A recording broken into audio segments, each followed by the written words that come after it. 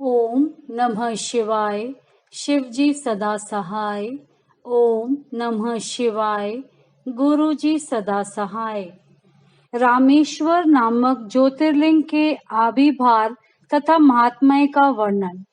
सूजी कहते हैं, ऋषियों, अब मैं यह बता रहा हूँ कि रामेश्वर नामक ज्योतिर्लिंग पहले किस प्रकार प्रकट हुआ। इस प्रसंग को तुम आदर पूर्वक सुनो। भगवान विष्णु के रामावतार में जब रावण सीता जी को हरकर लंका में ले गया, तब सुग्रीव के साथ 18 पद वानर सेना लेकर श्री राम समुद्र तट पर आए। वहां वे विचार करने लगे कि कैसे हम समुद्र को पार करेंगे और किस प्रकार रावण को जीतेंगे। इतने में ही श्री राम को प्यास लगी। उन्होंने जल मांगा और वानर मीठा जल ले आए। श्री राम ने प्रसन्न होकर वह जल ले लिया। तब तक उन्हें स्मरण हो आया कि मैंने अपने स्वामी भगवान शंकर का दर्शन तो किया ही नहीं, फिर ये जल कैसे ग्रहण कर सकता हूँ।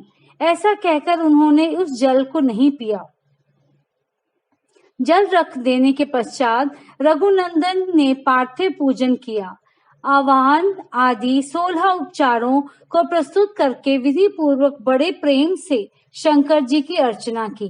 प्रणाम तथा दिव्य स्तोत्रों द्वारा यत्न पूर्वक शंकर जी को संतुष्ट करके श्री राम ने भक्ति भाव से उनसे प्रार्थना की।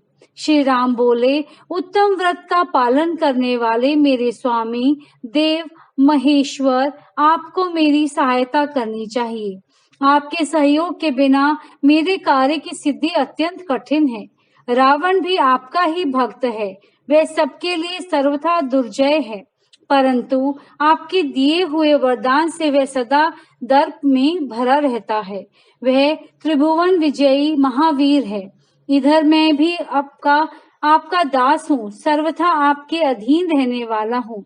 सदाशिव ये विचार कर आपको मेरे प्रति पक्षपात करना चाहिए। सूजी कहते हैं, इस प्रकार प्रार्थना और बारंबार नमस्कार करके उन्होंने उच्च स्वर से जय शंकर, जय शिव इत्यादि का उद्घोष करते हुए शिव का स्तवन किया। फिर उनके मंत्र के जप और ध्यान में तत्पर हो गए। तत्पश्चात पुनः पूजन करके वे स्वामी के आगे नाचने लगे। उस समय उनका हृदय प्रेम से द्रवित हो रहा था। फिर उन्होंने शिव के संतोष के लिए गाल बजाकर अव्यक्त शब्द किया। उस समय भगवान शंकर उन पर बहुत प्रसन्न हुए और वे ज्योतिर्मय महेश्वर, वामंगभूता पार्वती तथा पार्षद गणों के साथ शास्त्रोक्त निर्मल रूप धारण करके तत्काल वहां प्रकट हो गए।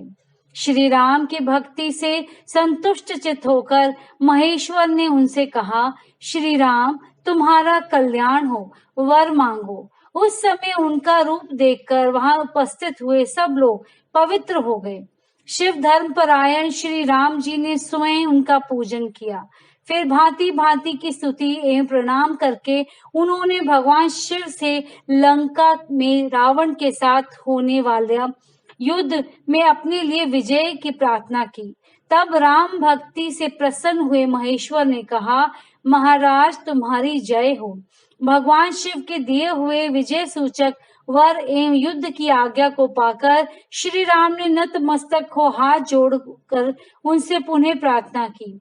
श्री राम बोले, मेरे स्वामी शंकर, यदि आप संतुष्ट हैं तो जगत के लोगों को पवित्र करने तथा दूसरों की भलाई करने के लिए सदा यहाँ निवास करें। सूजी कहते हैं, श्री राम के ऐसा कहने पर भगवान शिव वहाँ ज्योतिर्लिंग के रूप में स्थित हो गए। तीनों लोकों में रामेश्वरम के नाम से उनकी प्रसिद्धि हुई। उनके प्रभाव से ही अपार समुद्र को अनायास पार करके श्री राम ने रावण आदि राक्षसों का शीघ्र ही संहार किया और अपनी प्रिया सीता को प्राप्त कर लिया। तब से इस भूतल पर रामेश्वर की अद्भुत महिमा का प्रसार हुआ। भगवान रामेश्वर सदा भोग और मोक्ष देने वाले तथा भक्तों की इच्छा पूर्ण करने वाले हैं। जो दिव्य गंगा जल से रामेश्वर शिव को भक्ति पूर्वक स्नान कराता है, वह जीवन मुक्त ही है।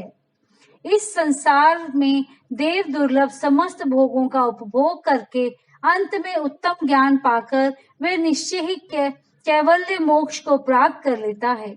इस प्रकार मैंने तुम लोगों से भगवान शिव के रामेश्वर नामक दिव्य ज्योतिर्लिंग का वर्णन किया, जो अपनी महिमा सुनने वालों के समस्त पापों का अपहरण करने वाला है।